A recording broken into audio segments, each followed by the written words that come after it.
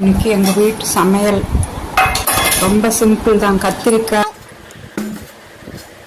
பொரியல், கத்திரிக்காய் வதக்கல். சுவாமிக்கு இன்னைக்கு நைவேத்தியம் அன்னதானம் பண்ணிட்டு வந்தோம். தயிர் சாதம். எங்கள் வீட்டு பக்கத்தில் அருணாசலேஸ்வரர் கோயில் இருக்குது. தயிர் சாதமும் கத்திரிக்காய் வதக்கலும் தான்.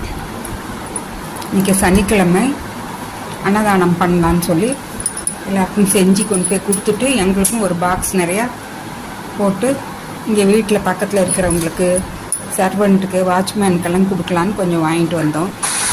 தயிர் சாதமும் கத்திரிக்காய் வதக்கலுக்கும் ரொம்ப மேட்சிங்காக இருந்தது. கொஞ்சம் கூட தயிர் சாதம் புளிப்பே இல்லாமல் கச்சிதமாக இருந்ததுங்க. இதுதான் வீட்டில் செஞ்ச ஓமப்பொடி. தொட்டுக்கிறதுக்கு சைடாக எடுத்து வச்சுக்கிட்டோம். இதுதான் இன்றைக்கி எங்கள் வீட்டு சமையல். சிம்பிள் சமையல் தான். பாய்.